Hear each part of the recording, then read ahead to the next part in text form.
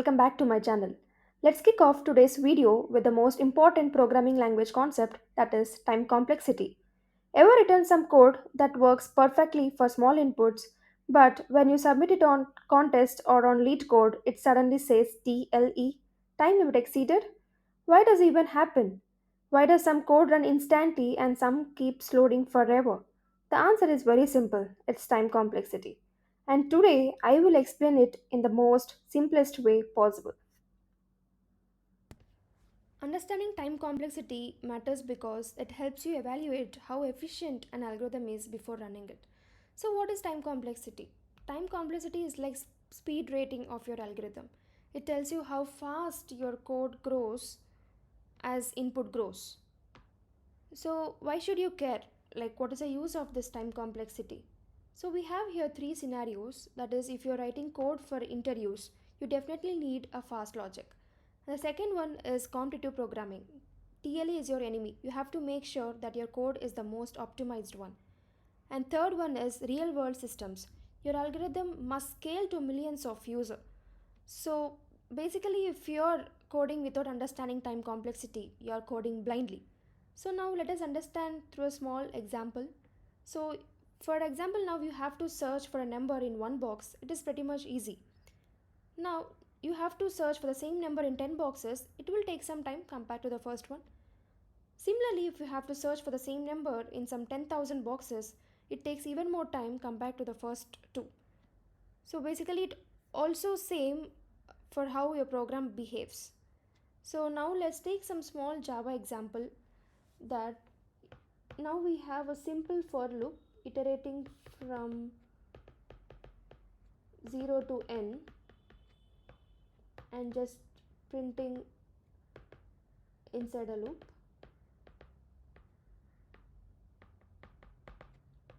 Now for this, if our input size is 10, then our loop iterates for 10 times. Then similarly, if our input size is 100, then it iterates for 100 times. And also similarly for the 10 power 5 times.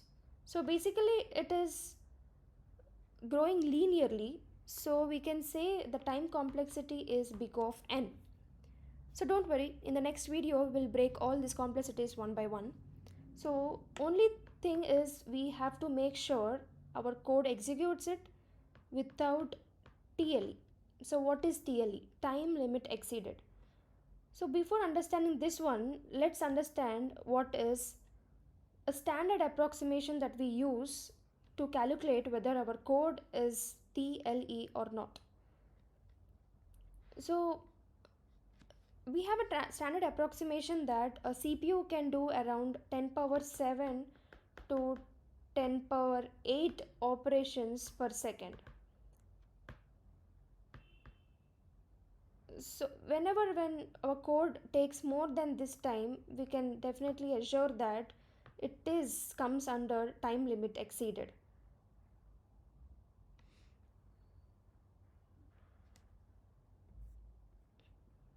So now what is TLE? We can say that it means that your code runs too slow to finish within the time limit.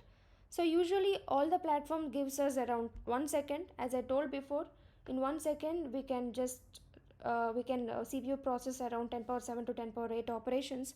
So we have to make sure that it is not falling under TLE. Now let us take a quick example. Like for example, I have an input size 10 power 5 and I have an algorithm where it takes a time complexity of big O of n. We can say it simply takes 10 power 5 times, so it will execute fastly. And now I have big O of n log n. That means it is 10 power 5 times into log to the base 2 10 power 5. We have a simple logic here. 2 power 10 is almost equivalent to 10 power 3. So we can write this as 10 power 5 log 2 10 power 3 into 10 power 2. So again here we can take it as 10 power 5 log to the base 2 2 power 10 and 10 power 2, that means 100 is almost equivalent to 2 power 7. So 10 power 5 log 2, that is 2 power 17, this comes under 17, so 17 into 10 power 5. So this also less than 10 power 5 is also less than 10 power 7. This also executes fast. Now we have time complexity at big of n square. That means 10 power 5 square, that is 10 power 10. Of course greater than 10 power 7. That means here we will get time limit exceeded. And now let's go for 2 power n. If this is our time complexity for our code, how it executes for input size 10 power 5. So now let's take, just instead of directly jumping to 10 power 5, let's take big of 2 power n equal to 10. So 2 power 10 means, I told as usual that 2 power 10 means equal to 10 power 3. So 10 power 3 it runs, and again if it is 2 power 20, it is 10 power 3 square, it is 10 power 6. This also executes. But if it is 2 power 40, it is 10 power 3 power 4. That means 12, it will not. So it's highly impossible, it's not at all feasible. So it will crash or freeze the system. So this is how we analyze based on the time complexity we have with respect to the constraints we have. So time complexity is most useful to predict the performance from the logic, and as usual efficient code saves time, memory, and so on. So knowing TLE is equivalent to your knowing how to scale the applications.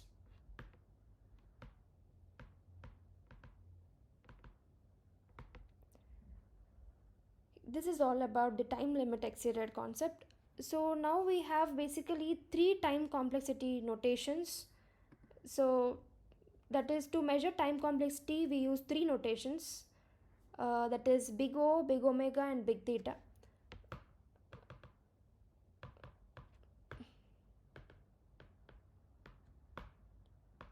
Big theta. So big O is nothing but it's a maximum time the algorithm takes as input size grows. So in interviews and coding analysis, mostly we use big O because it guarantees performance even in the worst situations. And next one we have big omega, that is the minimum time an algorithm takes. So that is the best case scenario. And we have big theta, that is the average running time, or we can say when best equals was tight bound. It describes the exact growth rate. So whenever someone asks you what is the time complexity, they mean big O. So yeah, so this is all about the notations we have. In the next video, maybe we can have clear examples with some Java code. So in this video, now we have learned why some code is fast and why some code fails with TLE and why scaling matters, and 3 notations used in analysis. In the next video, we'll explore all actual complexities like big of 1, big of n square with some Java examples. So stay tuned, hit like and subscribe if this helped you. Let's level up together. Thank you.